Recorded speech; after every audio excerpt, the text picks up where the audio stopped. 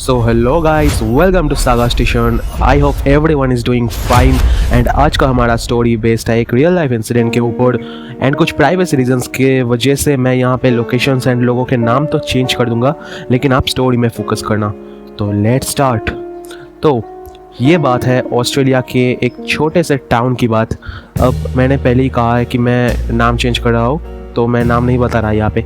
तो ये टाउन ना बहुत ही एक खूबसूरत सा छोटा सा टाउन था, मीडियमली डेवलप्ड था। मतलब ये सिटी भी नहीं था, विलेज भी नहीं था, कुछ बीच का कुछ था, ठीक है।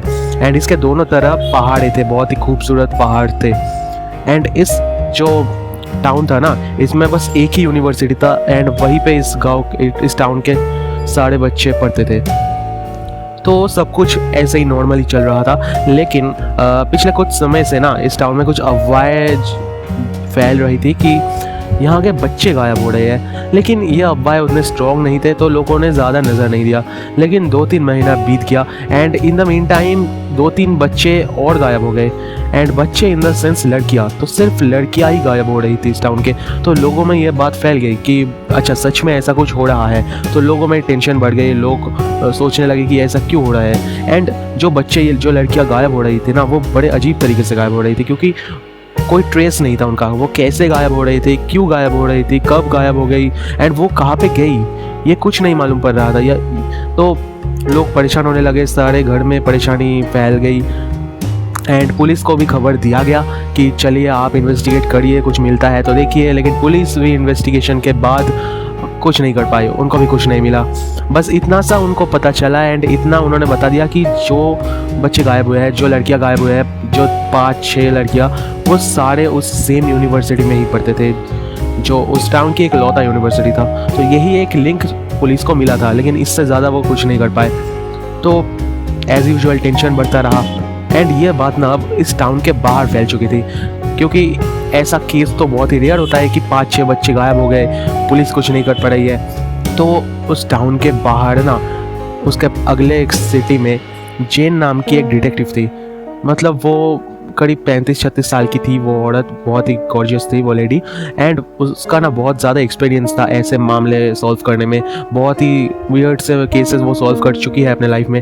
एंड उसको ये चीज़ काफ़ी इंटरेस्टिंग लगा, तो उसने सोचा लेट्स ट्राई इट, मैं ही इस मामले को हाथ में ले लेता हूँ, क्योंकि कोई तो कुछ कर नहीं पा रहा एंड इससे शायद नया कुछ एक्सपीरियंस भी मिल जाए। तो वो इस मामले में आ जाती है एंड इस टाउन में चली आती है, उस यूनिवर्सिटी में जाती है, सबसे पूछती है सारे बच्चों से, मिसिंग जो बच्चे थे, लड़कियां थे, उनके पोस्टर्स देखती है, कुछ ढूंढने की कोशिश करती है। लेकिन एज यूजुअल कोई भी कुछ हेल्प नहीं कर पाता, क्योंकि किसी को कोई मालूम नहीं था कुछ भी कि क्या कैसे कुछ ये सब हो रहा है। तो जेन अपना इन्वेस्टिगेशन चलाती है, सबसे पूछती है, टाउन के घर वगैरह में जाती है। तो एक जो उसको भी मिला था कि सारे लड़कियां जो गायब हुए थे उसी यूनिवर्सिटी में पढ़ती है। एंड एक और फैक्ट उसको पता चला इन द मीन टाइम कि उस यूनिवर्सिटी में ना एक वाटसन नाम का एक लड़का था।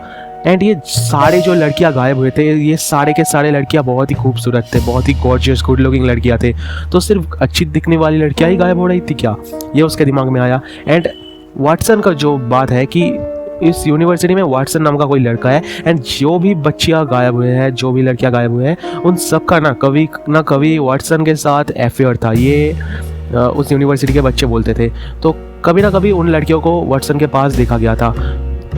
तो सबके शायद किसी भी डिफरेंट टाइम्स में उस वाटसन के साथ अफेयर थे एंड वही लड़कियां सिर्फ गायब हुए हैं। तो ये एक बड़ी हिंट मिली जेन को एंड जेन को काफ़ी हद तक समझ आ गया कि क्या यहाँ पे हो सकता है। अब जेन ना बहुत ही शार्प माइंड की इन्वेस्टिगेटर थी, तो उसको पता था कि उसे क्या करना था। वो इस मामले में खुद नहीं गई इसके बाद, रेदर उसकी एक ना दोस्त थी। एंड उस दोस्त की एक लड़की थी, उसका नाम था मेरी। वो भी कुछ 21-22 साल का था। तो वो गया अपने दोस्त के पास और उसे मनाया कि अपने दोस्त की लड़की मेरी को उसी यूनिवर्सिटी में एडमिट करने के लिए। तो वो राजी थी जेन के साथ काम करने के लिए। तो जेन ने मेरी को उसी यूनिवर्सिटी में एडमिट करा लिया एंड उसको इंस्ट्रक्शन दिया प्रॉपर कि किसी को पता नहीं चलना चाहिए कि तुम मेरे साथ हो, हम लोग जुड़े हुए हैं एंड यूनिवर्सिटी में। एंड तुम्हें वाटसन के करीब जाना है, तुम्हें वाटसन से दोस्ती करनी है, वाटसन से तुम्हें पास आना है, उसके करीब होना है। तो मेरी को समझ आ गया क्या करना है। तो मेरी धीरे धीरे वाटसन के पास जाने लगी, उससे बातचीत करने लगी, उससे बहुत अच्छी दोस्ती कर ली। तो अब आ गया मेरी ने भी वाटसन के साथ अफेयर चल गया। तो जेन ने मेरी के साथ पहले ही कुछ इन्वेस्टिगेशन डिवाइस दे दिए थे मेरी को, उसके बैग में कुछ रिकॉर्डर वगैरह एंड ट्रेस लोकेशन करने के लिए कुछ जीपीएस वगैरह दे दिए थे। तो ऐसा चलने लगा एंड जेन को सब पता चलने लगा धीरे धीरे कि चलो मेरी अच्छी दोस्त बन गई है उसकी। लेकिन इस पॉइंट तक तो सब ठीक था। फिर अचानक एक दिन ना मेरी गायब हो गई। एक दिन यूनिवर्सिटी से मेरी वापस नहीं आई, तो गांव में फैल गया कि एक बच्ची फिर से गायब हो गई है। अब जेन को समझ आ गया कि क्या करना है, तो जेन ने अपना लोकेशन ट्रैकिंग करना शुरू कर दिया। वो तो बड़ी ना फितूले डिटेक्टिव है, तो उसको पता था कि क्या हो सकता है। तो जेन ने निकाली अपनी कार, पुलिस को भी फ़ोन कर दिया कि मेरे पास मेरी का लोकेशन है, चलो इसके पीछे। तो पुलिस भी आ गई एंड जेन ने भी अपने कार से ड्राइव करते हुए उस लोकेशन की तरफ चल दिए। एंड लोकेशन के चलते चलते देखा कि ये रास्ता उस मैंने जो कहा था ना यूनिवर्सिटी के 2 साइड में माउंटेन्स है, उस माउंटेन्स के नीचे कुछ जंगल है एंड वहाँ पे एक एबंडन हाउस था, तो वहीं पे ये लोकेशन दिखा रहा था। तो उस पुलिस जेन सारी उस लोकेशन की तरह ही चल दिए एंड वहाँ पे पहुँच के उन्होंने जो देखा ना वो बहुत ही खतरनाक कुछ था। उन्होंने देखा जो भी लड़कियां गायब हुई थी आज तक, वो 5-6 लड़कियां मिसिंग पोस्टर्स में, उन सब की डेड बॉडीज़ काफ़ी बुरी हालत में पड़ी हुए हैं वहाँ पे, जैसे कि बड़ी ब्रूटली उनको किल किया गया है। एंड सिर्फ किल नहीं, बहुत ही ख़राब कुछ किया गया है उनके साथ, जो तुम समझ ही सकते हो।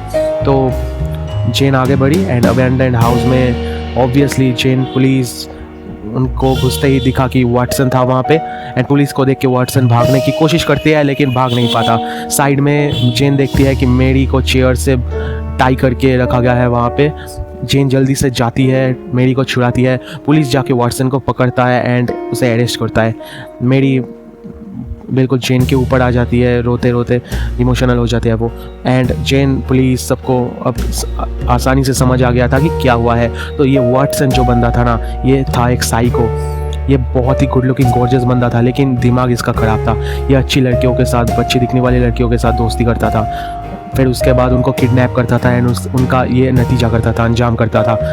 तो आज जेन अगर नहीं आई होती तो शायद मेरी का भी ऐसा हाल हो सकता था एंड इस टाउन के और भी बच्चों की। तो वाटसन को तो अरेस्ट कर लिया गया एंड टाउन फिर से ठीक ठाक हो गया। यूनिवर्सिटी को सब बताया गया एंड वगैरह जो होना था वो अगला स्टेप सब कुछ किया गया। तो ये था आज की कहानी। मैं प्राइवेसी रीजंस की वजह से कैरेक्टर्स का नाम चेंज कर दिया हूँ, पहले ही बोल दिया। तो दैट्स इट फॉर टुडे। अच्छी लगी स्टोरी तो ज़रूर लाइक सब्सक्राइब कर दो। हम वापस आने वाले हैं एंड बहुत ही ज़्यादा इंटरेस्टिंग स्टोरीज़ के साथ, तो जुड़े रहो एंड सपोर्ट कर दो गाइस। हम भी नए हैं, let's make it together. Thank you.